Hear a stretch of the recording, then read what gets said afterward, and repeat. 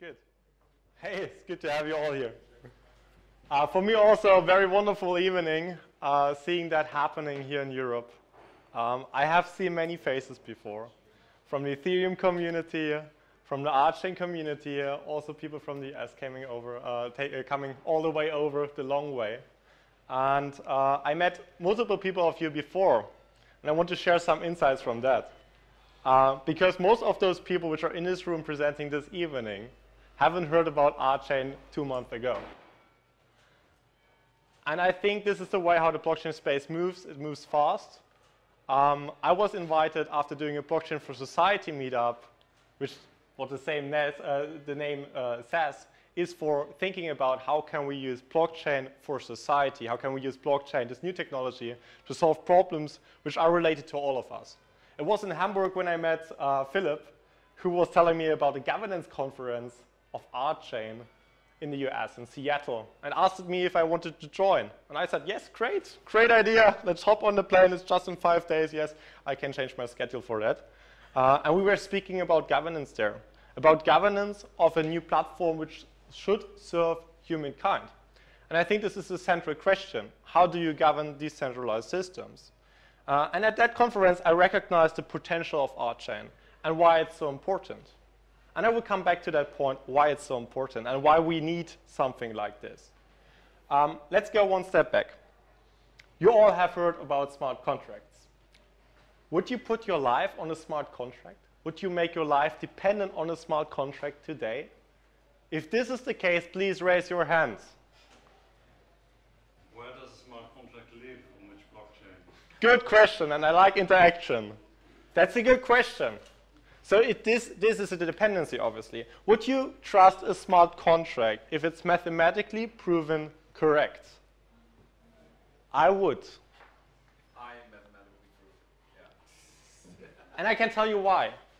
Because we live in a world where new devices join this ecosystem every day. We all have a mobile phone, but we will have like many things there, like also like hard-written makers which are connected with the internet to receive updates or to send health signals. We're emerging into like a cyborg society. We will have like millions and millions and millions of devices which are connected to the internet, and exactly those devices are threatening the current infrastructure of the internet because it was built in the 70s and 80s. It was built originally to send a mail from A to B, to open a web browser. And today we have live streaming online to millions of people if potentially they are watching. Right? So what I'm saying here that things changed. And we are depending on those infrastructures today very, very heavily. If the internet is breaking down, we have a big trouble. Stock markets are going to crash. Actually, also a historical fact. The stock markets were the first thing which were internationally connected as a high priority thing to move globalization forward. And we are here in the stock market. Oh, this is a interesting fact as well. Yeah. So, coming back from that point, I think we need to think about that we need an infrastructure where we can depend with our lives on. Because self-driving cars, international banking industry, all this stuff is going to play a way more important role, especially connected to the blockchain space we see it today. All the systems are man-made. And when I started to understand the world, that it was a little bit more complex. When you go to school, you think that the complexity of the world fits in 12 books, right? And everything is black and white and easy to understand. And then it dawns after a while that the world is way more complex. And I asked myself the questions, how does those systems work? I was working as an IT security consultant for a while, had the ability to jump in a lot of companies and learn about how they functioned. The interesting thing with this is all those companies and all those people there are just people. They're cooking with water. When they stand up, they think about, okay, where's my coffee? And when they go to bed, they think, okay, the day is over. Everything else happened already. That was what was important for me, standing up, going to work, having my day, going to bed. But there are way bigger systems in this world. The global banking industry is surely one of the biggest engines we have for society. An engine which is run currently in a very high-secured compute infrastructure. And until 2008, we don't even have a clue that there is an alternative to the system. In 2008, we got to leap to an alternative. There's a saying that you cannot fight the existing reality, that you can only create a better system to substitute one which you then make obsolete. And I think with Satoshi Nakamoto and Bitcoin, we saw it in the first time in history that there might be a totally different approach to replace the global banking industry. And I think this is true also when you speak about social networks. But as Rinke already introduced Bitcoin, and you know the story about Bitcoin, and already introduced Ethereum, and you know the story about Ethereum, I wanted to come back to the flaws we have in Ethereum, like with the DAO hack and the parity hack. And I know that there are like frameworks like Zeppelin. So I know that those problems are worked on. But the question we need to ask ourselves, if we really can solve them in a fundamental way so that we can rely on those systems in the future. I want to make an example with you. So I believe that we could do general elections with a blockchain. If we do some tweaking there, if we do use self-sovereign digital identities to ensure that we don't have like double voting from one person, and if we ensure that we have a voting protocol based on a blockchain which is secure, verifiable, anonym, we could probably all do a vote right now and could have the results in less than a minute. But if we want to have a general election in Germany or in the Netherlands, we have more in the Netherlands, we have more than 10.5 million people which wanted to vote. If we do that on Ethereum, how long does it take until the congestion is gone? So over 10 days, if we have 1 million transactions. I'm not sure if we are over that right now. But what I want to say here is we have a problem. And we have a problem if we take a Turing machine and we take it again on the second layer and put it in small boxes. Because the total transactions between the Turing machines, even if we do nesting, or in this case it's called sharding, we still have the problem that the total transactions on the main chain are not increasing like over a factor of 1,000 or something like that. So we will still have congestions there, even with plasma chains and even with sharding. And I know we are moving in the right direction, and this is awesome, and the Ethereum experiment is awesome, and I hope that it will continue very successfully.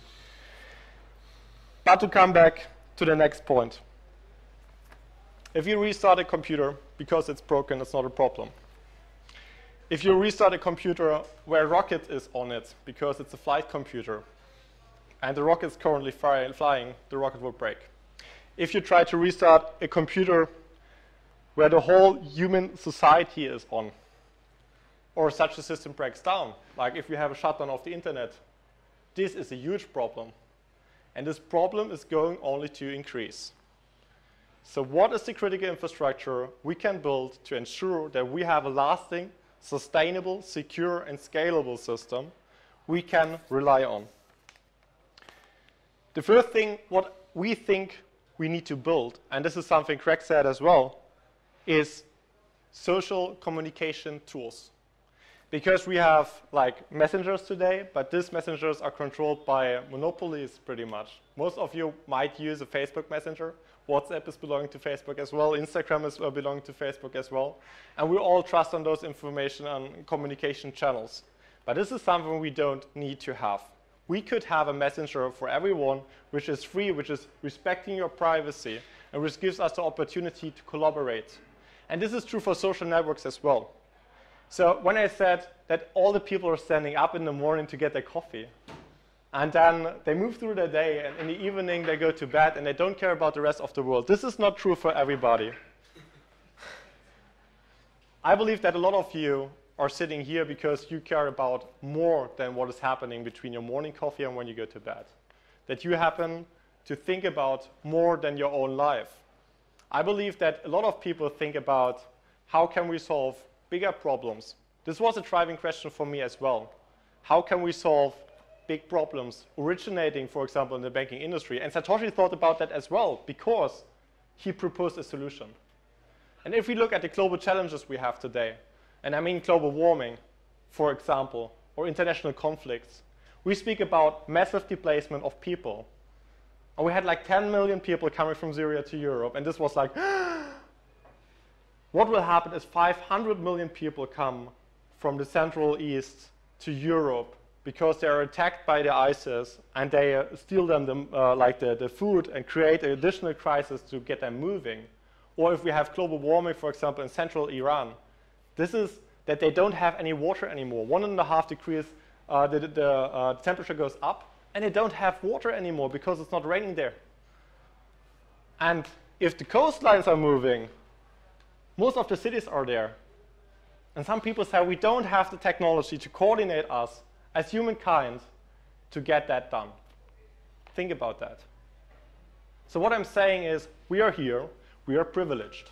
We can think about those problems. We are, to a specific degree here, very handy with technology. And I think with that comes a responsibility. A responsibility to think about how can we build coordination systems which enable us to solve those problems. Because we're the only ones, so to say, not the people in the war zone, which can think about that. Coming back to the social network, if we want to build something like a decentralized social network, which is free, where we can ensure that our privacy is protected, then it's the question, who is going to decide what content is allowed there? Or what policies we want to have there? Because we might not want to accept hate speech. We might not allow people to post their illegal content with abuse of children or something like that. But the question is, how can we solve that problem? Because then it's censorship, right?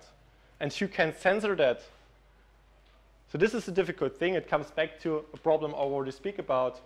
This is decentralized governance. So if we want to solve decentralized governance, we need to understand what principles we want to apply to platforms and what principles we want to apply to decentralized applications. But how do we get to those principles? Because if I say I want to have it democratic, what is the symbol, the word, which is represented with a symbol for me? What does the symbol mean for me, and what does the symbol mean for all of you? Because it's probably something different. I might think about direct democracy, you might think about representative democracy. And the only way how we can figure out which principles we share for our platform is to develop governance tools which help us to crowdsource principles. And this means that we say a word and then we start a synchronization process to understand the context. What do we mean with that? That we define that we have tools, for example, secure voting infrastructure, to vote things up and down, to have proposal and decision functions, and to have signaling functions. We need a new principle. So these questions are very, very pressing questions, because if we want to do decentralized governance in any way, if we want to have really decentralized systems, we need to tackle those. So I believe that we need first infrastructure which is secure, second a way that we can start decentralized governance in a way that we can distribute political power, so that we can crowdsource the principles we want to apply for platforms which are arising on those magnificent infrastructures. Let me check if I forgot something. Because I'm coming close to the end and I'm happy to give the stage to all the other awesome speakers in this evening. Yeah, I think I sum it up. I believe, and this is the reason why I'm standing here, and this is the reason why I'm engaging with RChain, that this is the best shot we have right now on a scalable, secure blockchain. And you will learn this evening why. I believe that this is a requirement, not because it's nice and it's fancy and you can earn money with it and it's digital money, whatever, because it's a requirement to redefine collaboration, to redefine the way how we organize society to solve all these problems which approach right now, to get away from unpredictable, egocentric, corrupt leaders, and to enable us to find wise decisions in a time which is massively accelerating.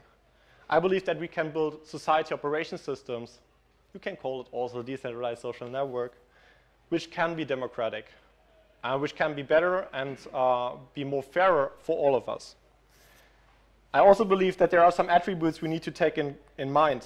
And those attributes for this blockchain, and I want to repeat them as a last statement before I leave here, are we need a secure, scalable, future-proven, politically decentralized platform.